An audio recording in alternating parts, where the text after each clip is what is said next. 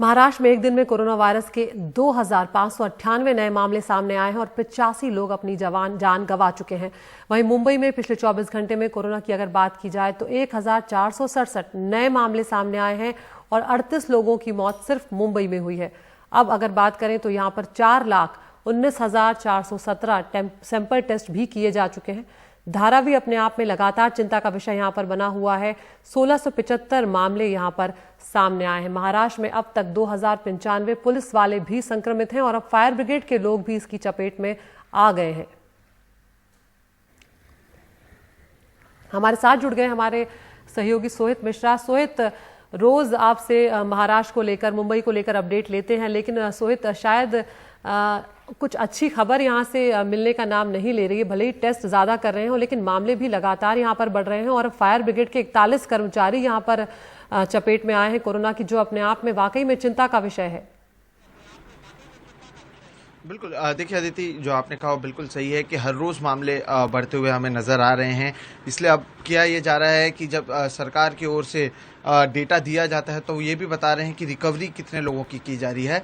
बहरहाल, अगर केवल पुलिस में 2,000 से ज़्यादा मामले हैं, आप समझ सकते हैं कि हालात कितने गंभीर हैं कि अगर 2,095 पुलिस वाले कोरोना संक्रमित हैं, फायर ब्रिगेड का आपने जिक्र किया वो कोरोना संक्रमित पाए जा रहे हैं, डॉक्टर बड़े तादाद में कोरोना संक्रमित पाए जा रहे हैं, यानी जो फ्रंट लाइन वॉरियर्स हैं अगर वो भी कोरोना संक्रमित इतने पाए जा रहे हैं तो आप समझ सकते हैं कि हालात कितने खराब हैं।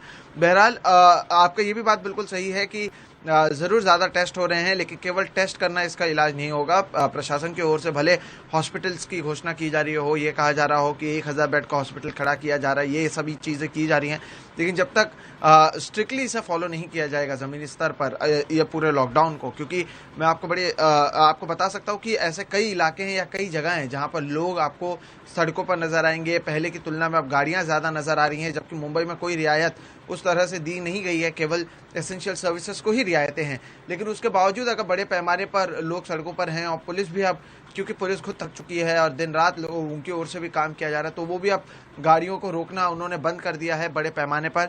और इस बीच जिस तरह से अब लोग अलग अलग बहाने भी दे रहे हैं, मैं आपको बता सकता हूँ कि कई लोग जब गाड़ियों से जाते हैं पुलिस रोकते हैं तो उनको कहते हैं कि वो एयरपोर्ट जा रहे हैं या दूसरी जगहों पर जा रहे हैं, क्योंकि अभी चीज़ें एयरपोर्ट और दूसरी चीज़ें खुल रही हैं, तो उसके वजह से भी लोग जो है ज़्यादा बड़े पैमाने में बाहर निकल रहे हैं। लेकिन इससे कोई भी जो आप कह सकते हैं राहत मिलनी चाहिए वो कहीं पर भी नहीं मिल रही है। ज़रूरत है कि प्रशासन की ओर से और कदम उठाया जाए। हमने देखा है कि अस्पतालों की हालत किस तरह से हैं, तो काफ़ी चिंता का विषय ज़रूर है। अगर केवल मुंबई में 1,135 लोगों की मौत हुई है, केवल मुंबई में 35,485 मामले हैं, तो आप समझ सकते हैं कि हालात कैसे। केवल मुंबई, महाराष्ट्र पुलिस में 2,000 से ज़्यादा मामले, केवल मुंबई पुलिस में 900 से ज़्यादा मामले सामने आए हैं, तो हालात ज़मीनी स्तर पर बेहद ही ख़राब हैं। और ज़रूर आप कह सकते हैं कि दिल्ली से और भी बल मंगाए गए थे, केंद्रीय बल को भी बुलाया गया था, लेकिन उसका भी कोई ज़्यादा असर होता हुआ नज़र नहीं आ रहा है।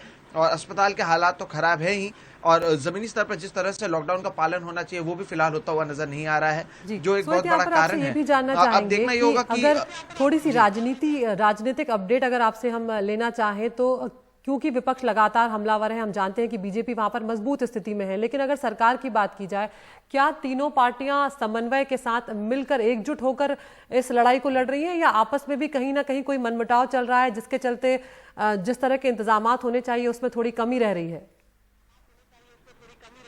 देखिए, आपस में बिल्कुल मनमुटाव है, इसमें कोई दो राय नहीं है। हमने अब पहले भी देखा है कि किस तरह से पृथ्वीराज चौहान, जो महाराष्ट्र के पूर्व मुख्यमंत्री है, वो कह चुके हैं कि सरकार शिवसेना की है, हमारा इसमें कोई लेना देना नहीं है। राहुल गांधी की ओर से भी ये वक्तव्य आया था, लेकिन बाद में उसमें कहीं ना कहीं आप कह सकते हैं कि क्लैरिफिकेशन दी गई। तो जो तीनों पार्टियां हैं उनके बीच में आप देखेंगे खासतौर पर एनसीपी और शिवसेना के नेता ज़्यादा करीब नजर आते हैं। कांग्रेस के नेता अधिकांश ऐसे जो मामले हैं या ऐसे जो बैठकें होती है उसमें शामिल नहीं होते हैं। इस बीच जब खबरें बीच में आई थी कि कैसे हालात खराब हैं, तब तीनों पार्टी के नेताओं ने जरूर मुलाकात की थी और प्रेस कॉन्फ्रेंस भी किया था, लेकिन विपक्ष की ओर से जो कहा जा रहा है कि जमीनी स्तर पर हालात जैसे होने चाहिए वो नहीं है, उसमें कहीं ना कहीं सच्चाई जरूर है। और इसलिए देवेंद्र फडणवीस के प्रेस कॉन्फ्रेंस के बाद अगले दिन महाराष्ट्र सरकार के 3 नेताओं ने प्रेस कॉन्फ्रेंस की थी और जवाब देने की कोशिश की थी। लेकिन जरूर अगर ये इन सभी मामलों के बीच में भी अगर बैठक शरद पवार और उद्धव ठाकरे के बीच में देर रात को होती है, वो अपनी जो राजनीति है या जो जिस तरह से केंद्र के साथ उनके मतभेद हैं उसे लेकर अगर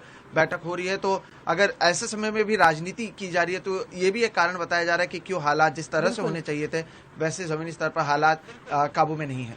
जी सोहित, शुक्रिया इस तमाम जानकारी के लिए। तो उम्मीद करते हैं, क्योंकि अब महाराष्ट्र और मुंबई का मामला खास तौर से ऐसा है जो हाथ से कहीं ना कहीं बाहर निकल चुका है, निकलता हुआ नजर नहीं आ रहा है, निकल चुका है। तो ऐसे में अब शायद बहुत ज्यादा सख्ती यहाँ पर बरतने की जरूरत है और सरकारों को और खासकर इन पार्टियों को एकजुट होकर काम करने की जरूरत है।